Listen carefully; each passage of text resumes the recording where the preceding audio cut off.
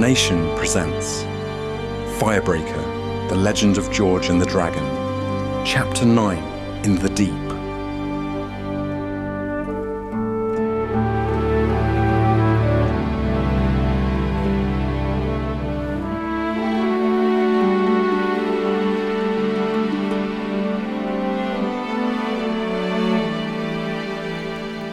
But, Grandfather, what happened?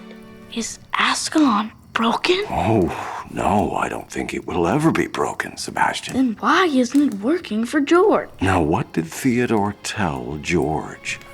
What's missing? As Princess Aia scanned the surface of the Black Lake for any sign of George or the dragon, she attempted to pick her shackles with a hairpin she had concealed in her sleeve. But then she dropped the pin on the dock. May the Holy Cross be my light. May the dragon never be my overlord. Suddenly, she felt the warm nuzzle of a horse behind her. Michael, help me! Michael placed the hairpin in the lock of the shackles. Kakos dragged George all the way to the muddy bottom of the lake, encircling him with his huge tail. What little air George still had was being slowly squeezed out by the dragon's constrictions. In the murky, barren waters, George could see in the shadow depths treasure. Mountains of treasure. Gold, jewels, weapons, armor, statues. Now covered in algae and slime. And amidst the dragon's horde, bones. Bones. Everywhere. Now sleep thee here, little boy, little king. My dinner awaits me above. Still keeping the drowning George wrapped in his muscular tail, pinned to the bottom of the lake, Kakos turned and raised his head above the surface. George looked up towards the surface helplessly. His lungs burned. He beat and beat with his fists against the dragon's tail, but it was useless.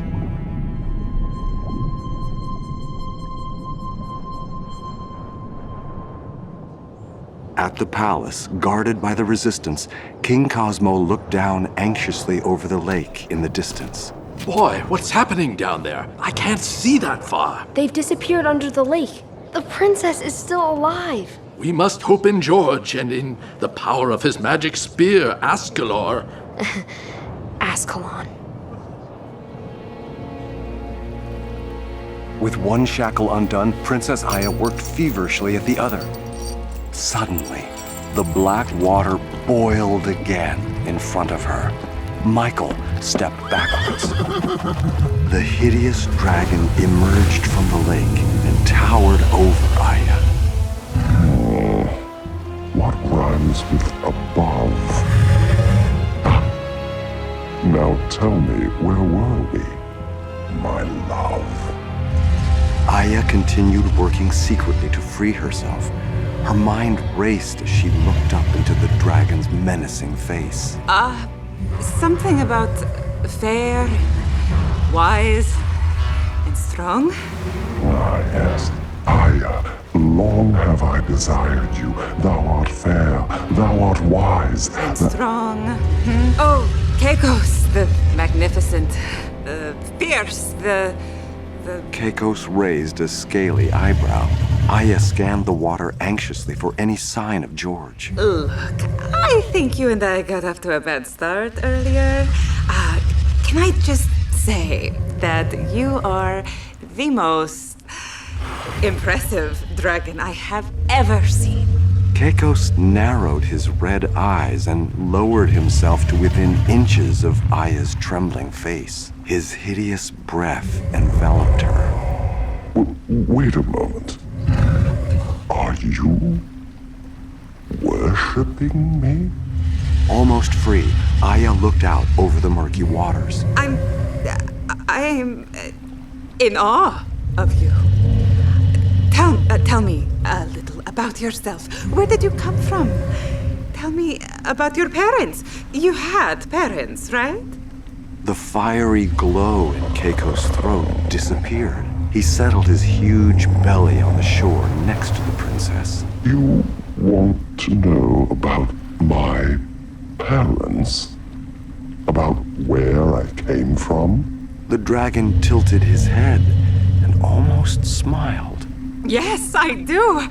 Who wouldn't want to know more about Kakos the Fascinating? Very well then.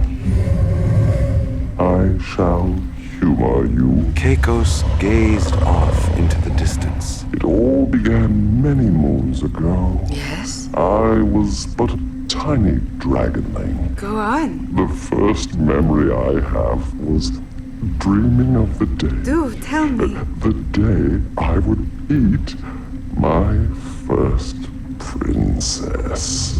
Kakos shook himself and flared up in front of Aia.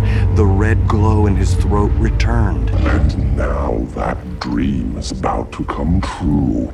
You stupid little girl. Did you honestly think you could trick me? I am Kakos. Invincible, untrickable. I am the lord and master of lies, and sniveling little brats cannot beat me at my own game. Oh no.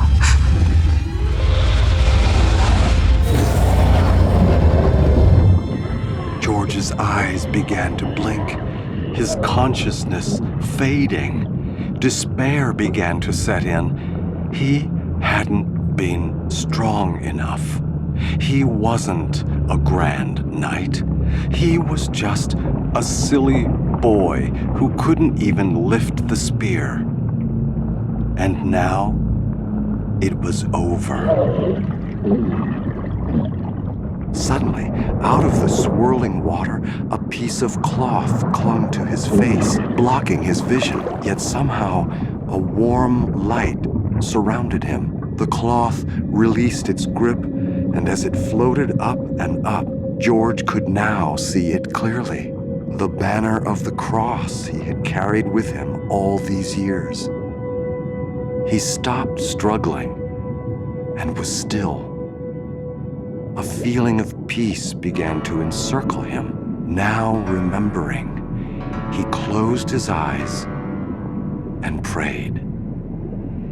May the Holy Cross be my light. May the dragon never be my overlord. Suddenly, Ascalon appeared before him, glowing, illuminating the depths of the lake. He reached out to the spear and grasped it. It felt as light as a feather in his hands.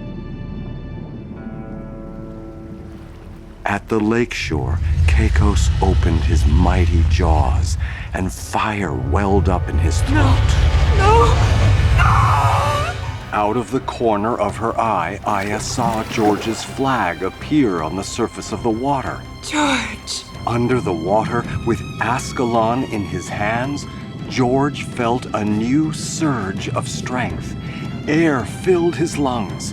He was no longer angry. It was as if the spear was moving itself, guiding his hands. And suddenly, Ascalon propelled itself into Kakos' tail, and the black blood of the dragon began to fill the lake. Kakos lurched, his tail whipping out of the water, dragging George upward and to the surface.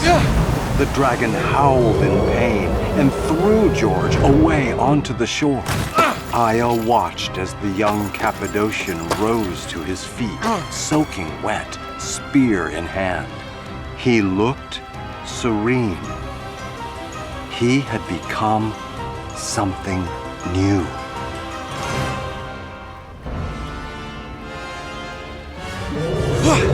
Kakos, bleeding from his tail, flailed about on his back. George! It's hard! Strike it hard! George moved forward to strike at the dragon's now exposed underbelly, but Kakos took flight. His enormous wings flapping and throwing a mist of swamp water into the air. He towered over George, hovering just out of reach. I told you to stay put, little Cappadocian. Kakos belched forth a huge blast of fire at George. George remembered how old Theodore had fought the smaller dragon, and he held Ascalon out in front of him. Just as before, the spear emitted a cone of white light, protecting him from the dragon fire completely. What? George then deflected the beam of light towards the dragon, pushing him on the shore. George sprang at the dragon. But just as he was aiming Ascalon to strike, Kakos turned to face him. Fire welled up again within his scaly throat. What were you thinking? You are no match for me, George of Cappadocia, nor was your pitiful father against my father. Now I will enjoy not one, but 2 sacrifices. Before, the mere mention of his father would have sent George reeling into anger, into pain. Now, all he felt was peace. He had his father's spear, and it was guided by an invisible hand, by a force beyond his imagination. Ascalon pulled him like a partner in a dance. This fight was bigger than him or his family. All he had to do was trust in divine help. May the Holy Cross be my light. May the dragon never be my overlord! You pitiful wretch. As George and Kakos exchanged blows, Princess Aia finally broke free of her bonds. Yes! She looked over to Michael, who was on the shore pacing back and forth nervously. Michael! Michael splashed through the shallow water toward the princess. She took the belt off her gown and swung herself up onto Michael's back. Aia leapt off Michael onto Kakos and climbed up his scaly back. She wrapped her belt and the chains she had been bound in around his neck. He reared up to his full height. Aia! The heart, George! The heart! The princess pulled on her belt with all her might, exposing Kakos' chest and subduing him momentarily. No! George drew back his arm, Become serpent! and with that, George took aim and let fly the mighty spear with all his strength.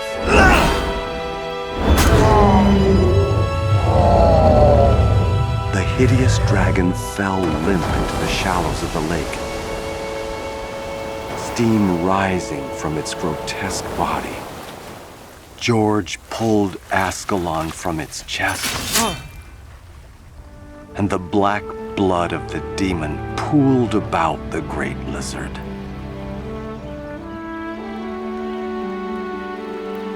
George rushed to the princess.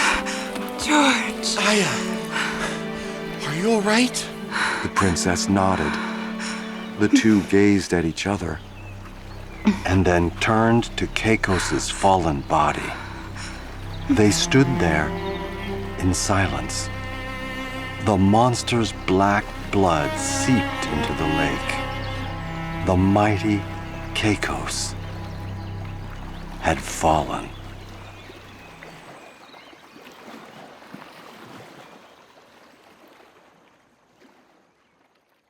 Next time on Firebreaker. No, my Kakos. Plisto ran forward, but his cultists held him back. No, Plisto. The time to mourn our dear Kakos is not now. Remember that all is not lost. Yes.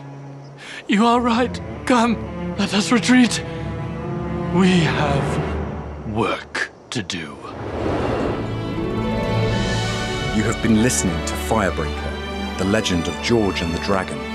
Firebreaker is a Coronation Media production, starring David Henrie and Elizabeth Tabish, directed by Jim Morlino, written by Jim Morlino and Dominic Morlino, original score by Kevin Kasker, with sound design by Michael Moen, executive producer Bill Phillips, executive producer and showrunner Gary Gores. For a full cast and crew listing, please visit our website, firebreakerseries.com.